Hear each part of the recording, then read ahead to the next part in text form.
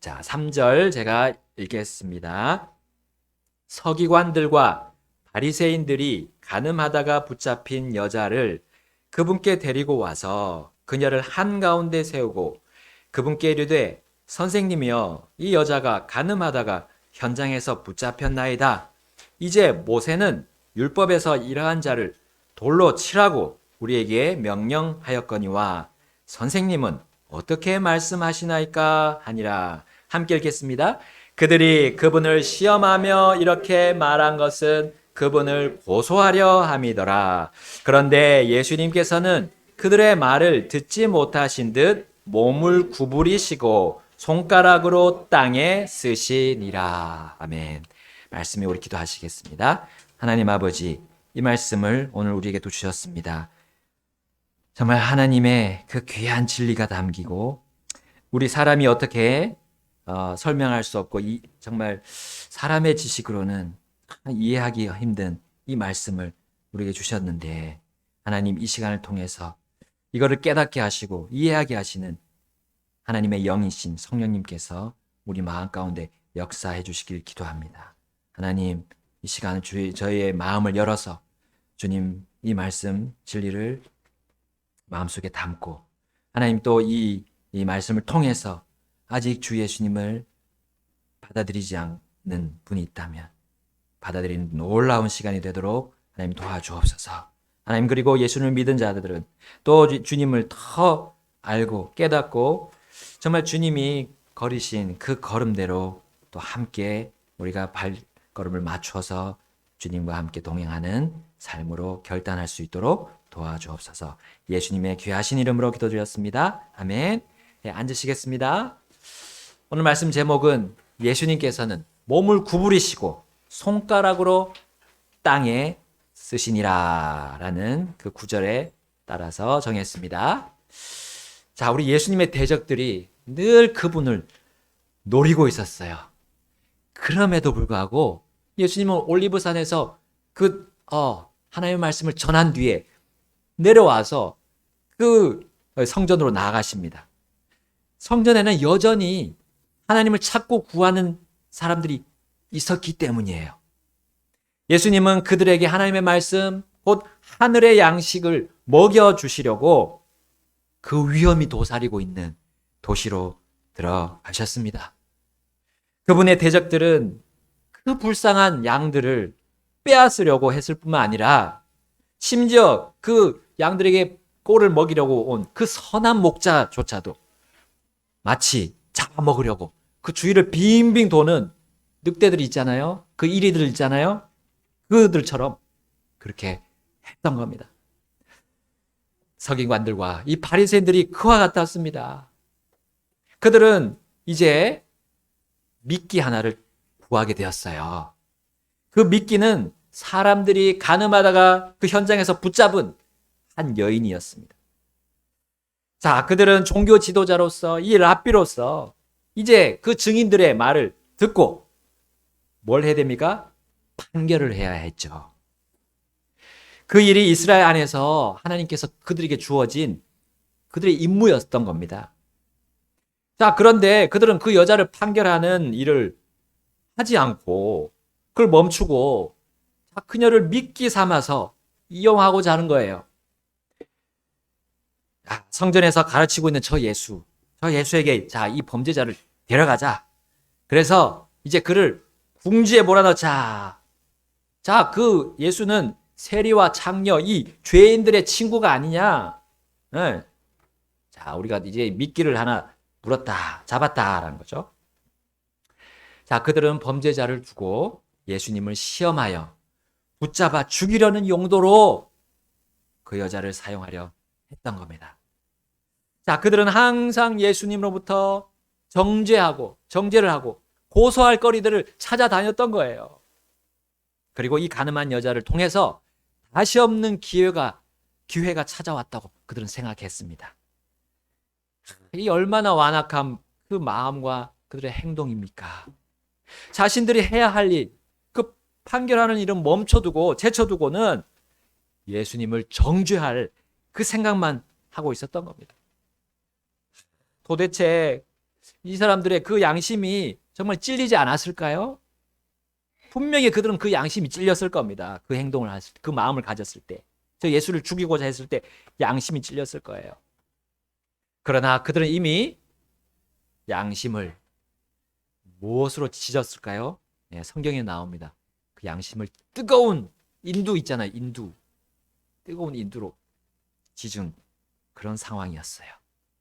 그리고 가늠한 여자를 자신들의 그 찔리는 양심을 지지는 그 인두로 사실 사용한 거예요. 삼은 거예요. 그리고 양심을 이제는 아예 덮어버리려고 그들은 또 하나를 끌어들입니다. 자, 그것이 요한복음 8장 5절에 나오죠. 이제 모세는 율법에서 이러한 자를 돌로 치라고 우리에게 명령하였거니와 선생님은 어떻게 말씀하시나이까 하니라. 모세, 그들이 정말 존경해온, 유대인들과 이스라엘 백성들이 존경해왔던 그 모세를 교묘하게 끌어들였어요. 그리고 예수님을 그 모세로 몰아세우려고 했던 겁니다. 그들은 모세를 자신들의 방패막이로 삼았던 거예요. 그들의 양심을 억누르는 용도로 삼았던 겁니다. 그래서 자신들의 그 의도와 행동을 숨겼어요. 또한 가늠한 여자의 그 범죄를 앞세워서 자신들의 속임수와 거짓, 그 범죄를 억눌렀던 겁니다. 여러분, 그들은 심지어 모세 이상으로 하나님의 율법을 끌고 들어왔어요. 그걸 내세웠습니다. 자신들이 마치 의로운 것처럼. 여러분, 하나님께서 시내산에서 이스라엘 백성들에게 주신 그 율법을 끌어 들어왔어요.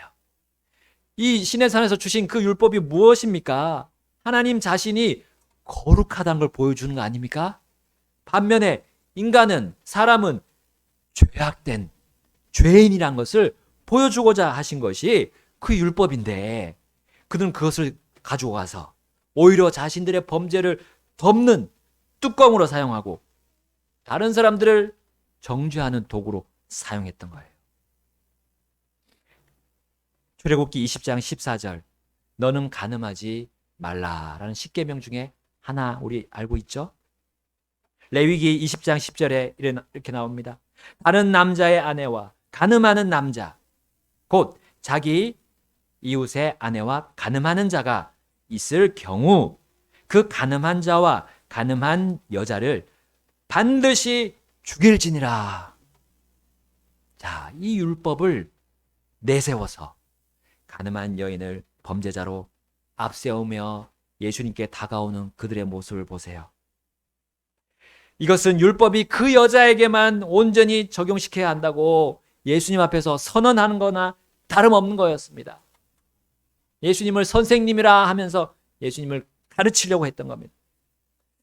이와 같은 이스라엘의 눈먼 인도자들은 자신들이 범죄자가 아니라는 그 깜쪽 같은 마귀의 속임수에 넘어가 있었던 거예요. 그리고 그들은 예수님을 시험하여 그분을 고소하려는데 온 마음과 온 생각과 온 힘과 자신의 혼까지도 다 했던 겁니다. 그들은 이미 예수는 죄인들의 친구다, 범죄자들의 친구라고 낙인 찍었어요. 그러므로 예수는 반드시 그녀를 살려주려고 할 것을 예상했던 거죠. 예수는 그를 돌로 치는 것을 원치 않을 것을 그들의 계산 속에 다 넣었습니다. 그렇게 되면 이제 어떻게 됩니까? 예수는 이 하나님의 율법에 저촉이 되고 이 율법을 범하는 자가 될 것이라는 것을 그들은 계획 속에 넣었던 거예요. 그리고 이제 어떻게 됩니까? 그렇게 되면 예수님을 따르던 유대인들, 예루살렘의 그 백성들이, 이스라엘 백성들이 그분을 떠나는 계기가 될 것을 그들은 다 계획 속에 넣었던 겁니다.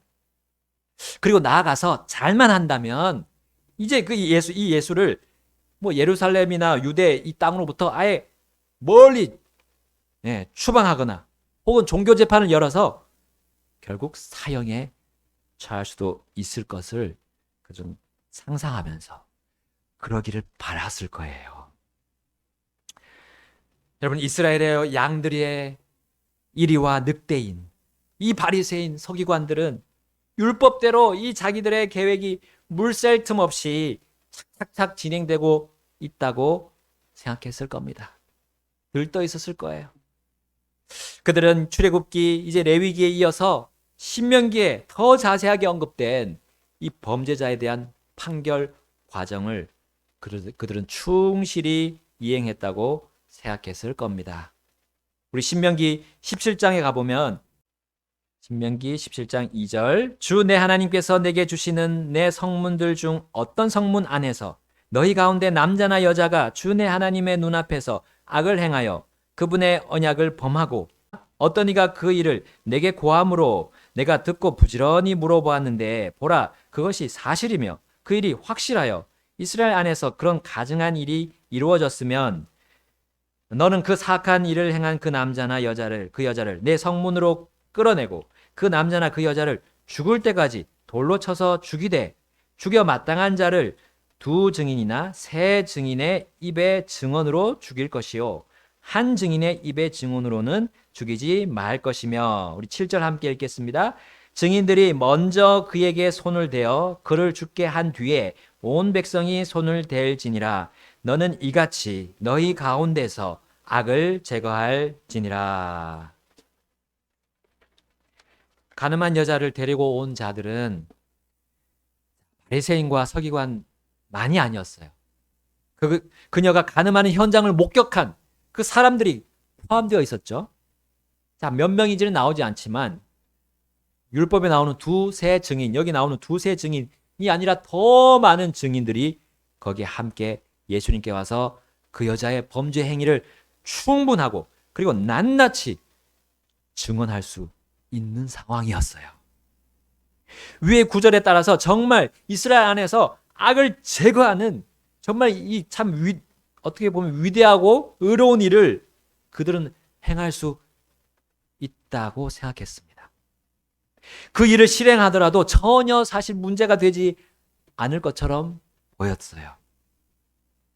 자, 그런데 이 늑대들, 이 종교 지도자들, 그 당시 재판관들이라고 하는 서기관과 바리새인들은 예수의 입장이 참 그가 큰 위기에 봉착했음을 그들은 생각하면서 확신에 차 있었던 것입니다. 그리고 그들은 마치 늑대처럼 자신들의 몸을 숨기면서 먹잇감인 예수님께 다가왔어요. 예수님 주위에 있는 사람들에게 들키지 않으려고 자신들은 겸손한 척, 의로운 척하면서 예수님께 자신들의 판결의 그 권한을 넘겨주는 것처럼 하면서 자신들을 낮춥니다. 선생님이여 하면서.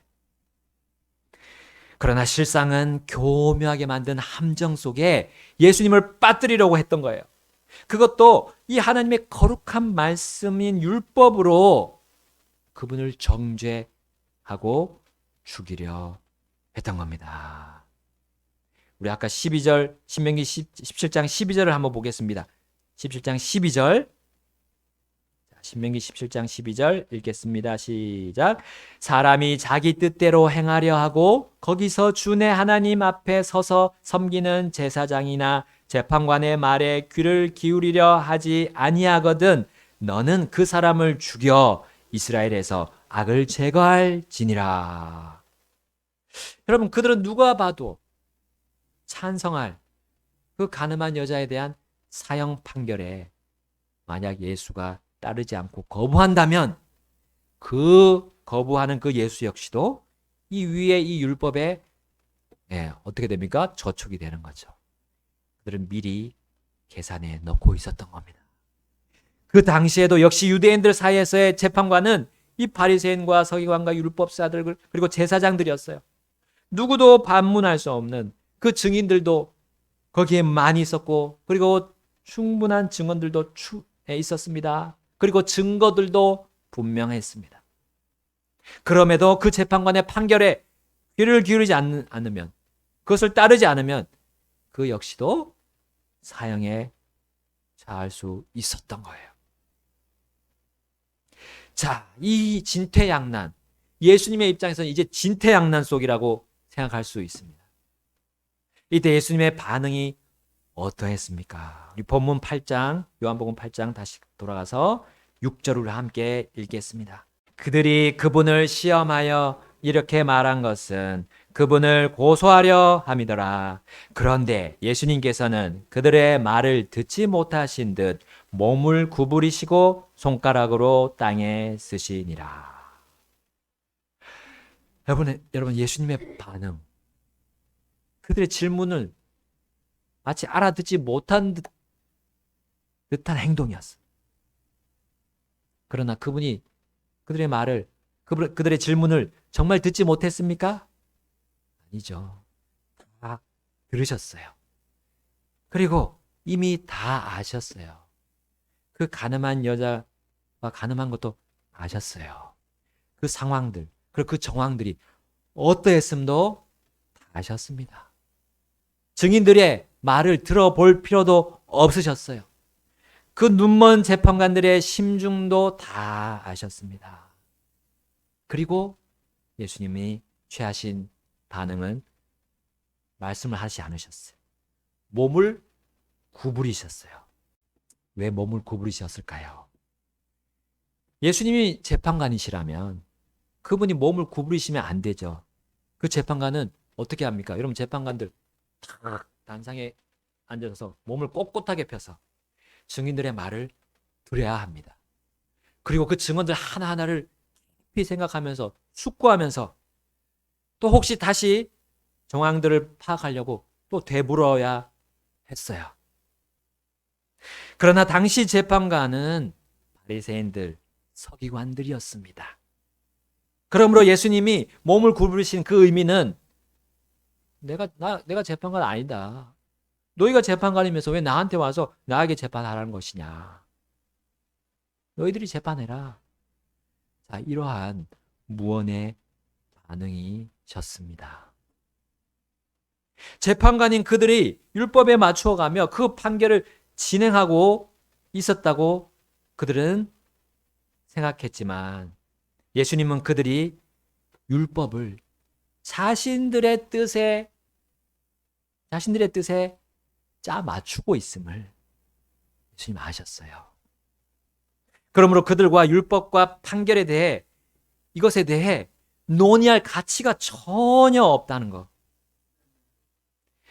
그러한 의미로 몸을 구부리셨어요. 그들과 얼굴을 맞대고 논의할 가치가 아니라는 것을 몸으로 보여주셨던 거예요. 그리고 또 한 가지는요. 그들이 율법에 따라서 자신들의 계획에 차질 없이 해온 것 같았지만 그러나 거기에 분명히 오류가 있었음을, 그 구부러진 모습을 통해서 그들이 곧바르지 못하고 구부러져 있다는 그들의 마음을 보면서 예수님이 그렇게 몸을 구부리신 겁니다. 여러분 그들의 오류가 어디에 나옵니까? 그들이 여기 제시한 모세의 율법에 있었던 거 아닙니까? 우리 신명기 다시 17장으로 가봅니다. 우리 신명기 17장 제가 8절 읽겠습니다. 내 성문 안에서 분쟁하는 일이 일어나 피와 피 사이에, 청원과 청원 사이에, 때리는 것과 때리는 것 사이에 내가 판단하기에 너무 어려운 일이 생기거든. 너는 일어나 주 내 하나님께서 택하실 곳으로 올라가 레위 사람 제사장들과 그 당시에 재판관에게 가서 물으라. 그리하면 그들이 재판의 판결을 내게 보여주리라. 너는 주께서 택하실 곳에서 그들이 내게 보여줄 판결에 따라 행하되 그들이 내게 알려주는 모든 것에 따라 지켜 행할 것이니. 11절 함께 읽겠습니다.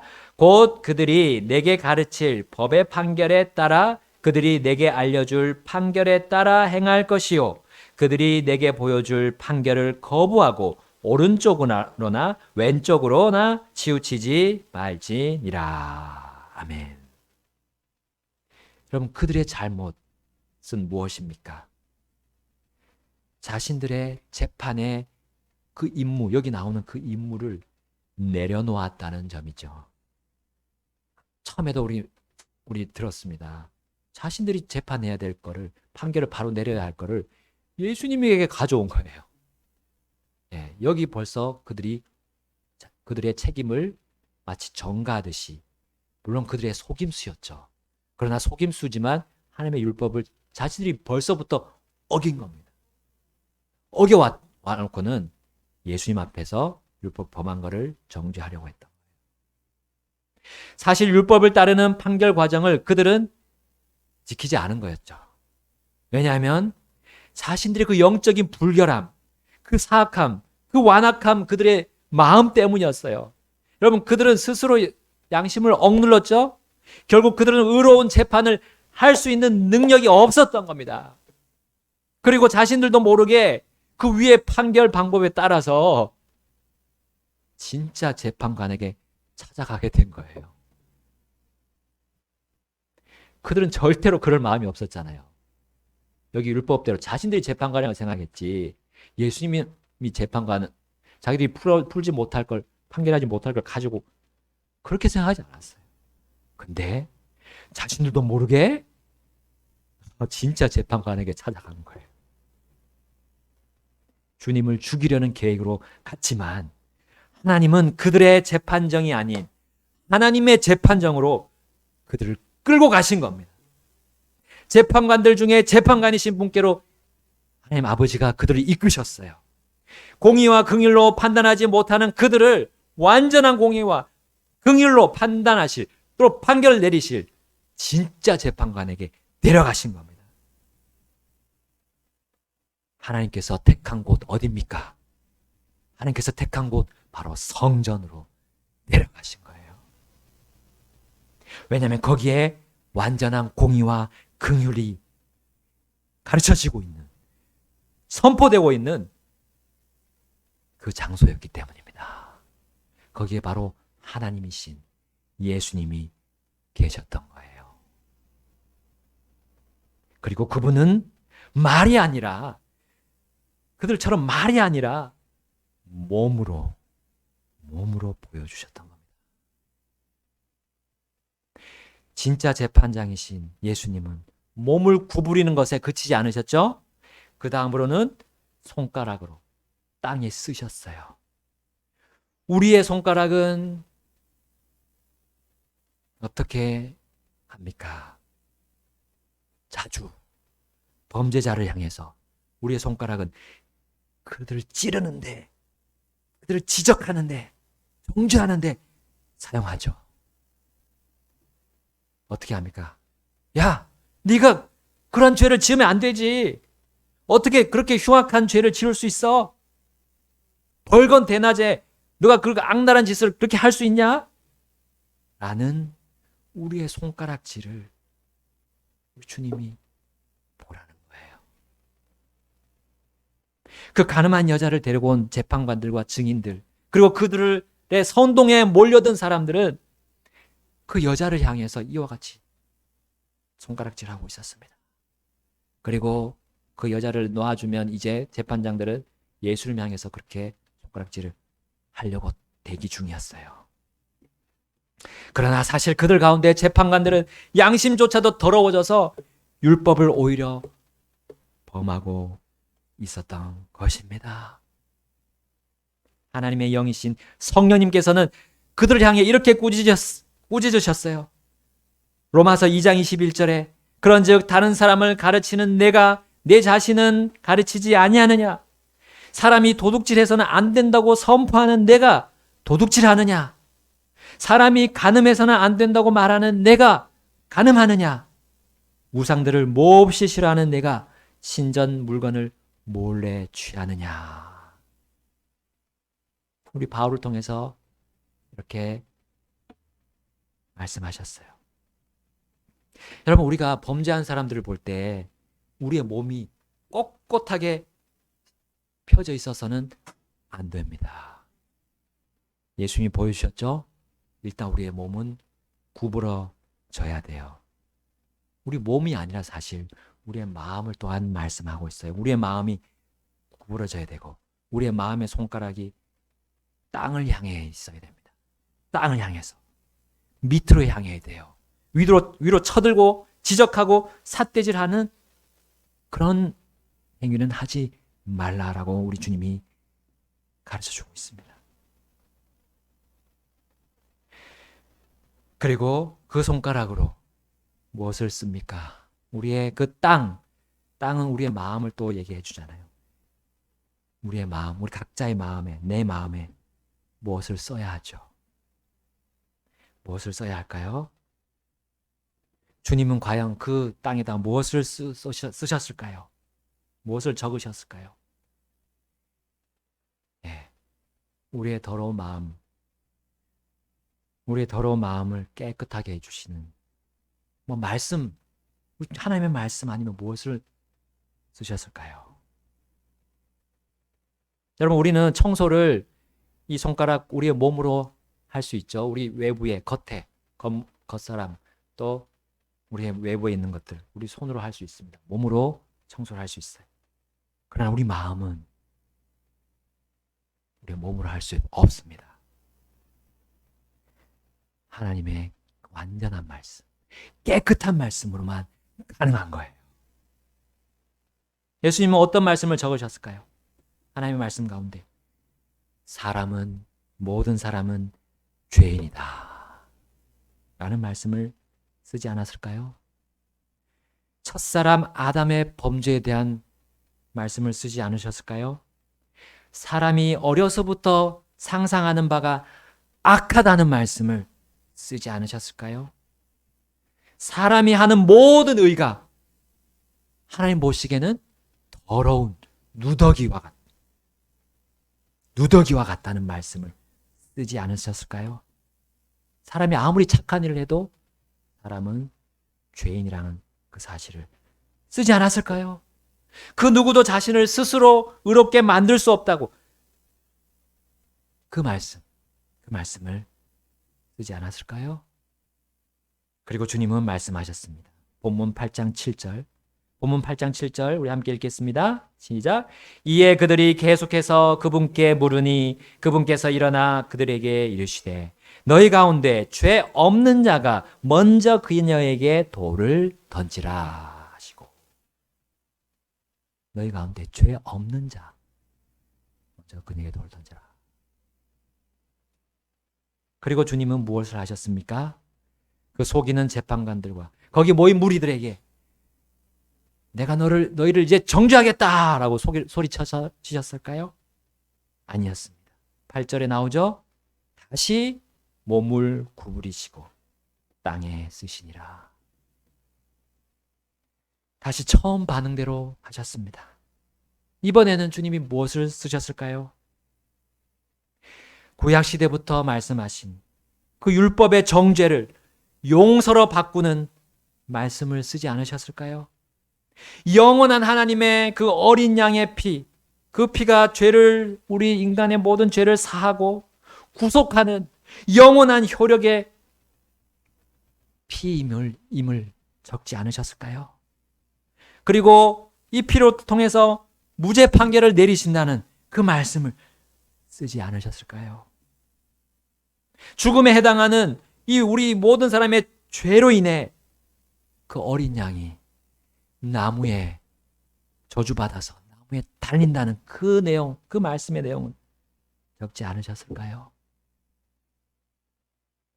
주님이 그렇게 몸으로 표현했을 때 어떤 일이 벌어졌습니까? 본문 8장 9절부터 11절 말씀 보겠습니다. 제가 9절 읽겠습니다. 그들이 그것을 듣고는 양심의 가책을 받아 나이가 가장 많은 자로부터 시작하여 마지막까지 하나씩 빠져나가매 오직 예수님만 남았고 그 여자는 한가운데 서 있더라. 예수님께서 일어나사 그 여자 외에는 아무도 없음을 보시고 그녀에게 이르시되 여자여 너를 고소하던 그 자들이 어디 있느냐? 아무도 너를 정죄하지 아니하였느냐? 하시니 우리 함께 11절 읽겠습니다.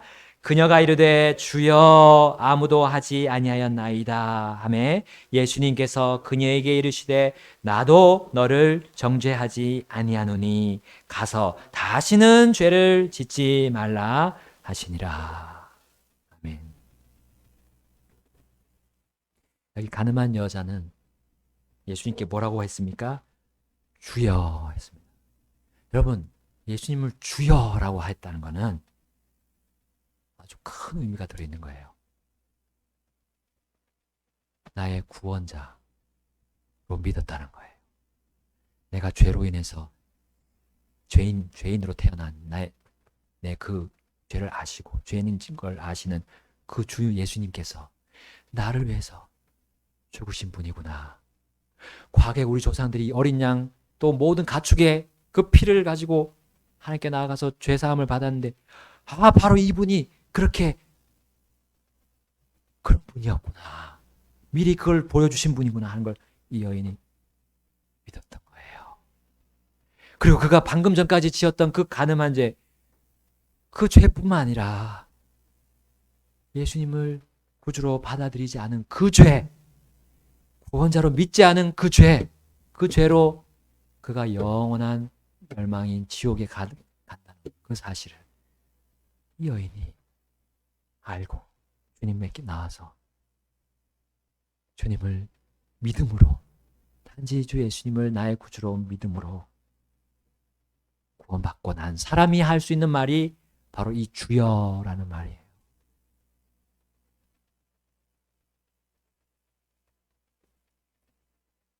여러분, 정죄의 권한은 사람에게 있지 않습니다. 우리에게 있지 않아요. 정죄의 권한은 오직 하나님께만 있습니다. 여러분, 하나님께 있어요.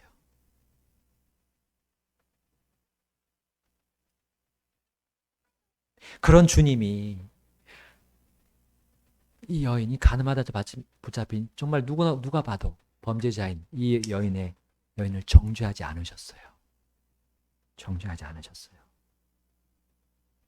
여러분, 그 죄는 얼마든지 용서받을 수 있는 죄입니다. 그러나 단 한 가지 죄, 용서받지 못하는 죄가 있어요.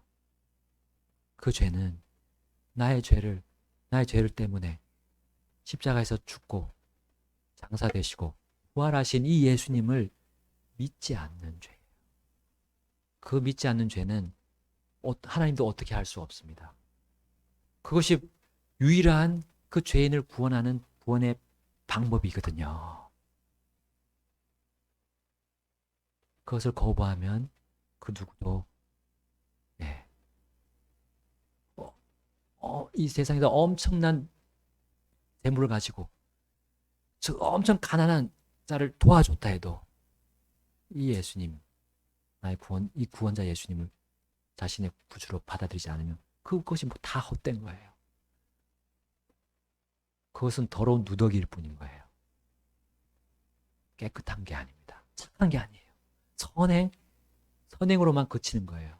근데 선행으로 우리는 주님 만들어주신 저 천국에 갈 수 없고 주님과 영원한 삶, 그 복락을 누릴 수가 없어요. 우리 예수님은 우리를 정죄하지 않으십니다. 네. 우리가 살아있을 동안 절대로 정죄하지 않으세요. 살아있을 동안 그 정죄하지 않는 주님께 나와서 믿으십시오. 그것이 우리 예수님이 여러분을 정죄하지 않는 이유입니다. 그러나 이 삶이 끝나면 무엇이 있습니까? 한 번 죽는 것은 정해진 것이요. 그 뒤에는 심판이 있다 했습니다. 그때는 돌이킬 수가 없습니다. 그때는 기회가 없어요. 우리가 죽는 순간 기회는 끝이 납니다. 이 삶의 기회를 우리가 가지고 태어난 게 아니죠. 하나님이 우리에게 이 모든 세상과 만물을 창조하신 분이 우리 각 사람 한 사람에게 주신 거예요. 기회입니다. 인생은 주님을 만날 수 있는 기회입니다. 모든 것을 만드신 모든 사람에게 생명을 주신 그분을 만날 수 있도록 기회를 주신 겁니다.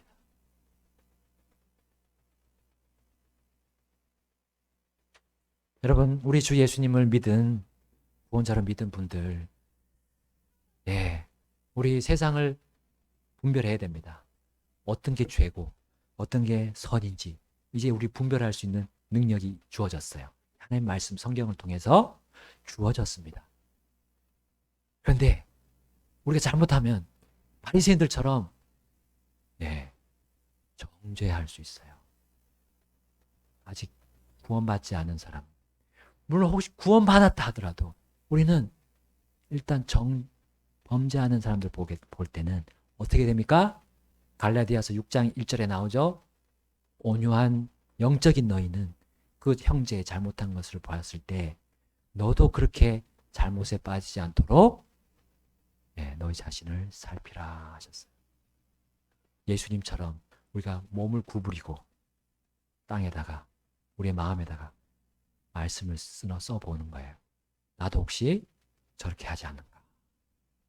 나도 혹시 저렇게 내 마음이 지금 더러워지져 있지 않은가? 살피라는 것이죠.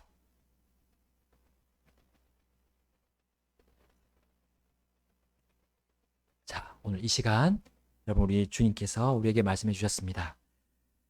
주님께서 반드시 우리 마음속에 성령님 통해서 역사하실 거예요.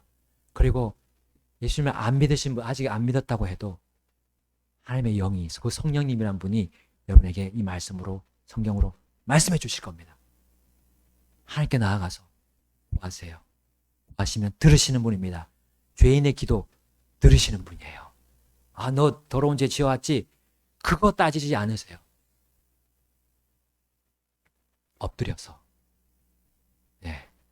그분께 나는 죄인입니다 라고 말씀드리면 돼요. 그리고 나를 구해주세요. 주님이 구워주신다고 이렇게 약속하셨으니 저는 그것을 믿겠습니다. 말씀드려보세요. 그러면 내 마음이 완전히 그 전과는 다르게 될 겁니다. 예수님이 들어오시기 때문에 실제로 들어오십니다. 다 같이 우리 이 시간 주님 앞으로 나아가서 기도하시겠습니다.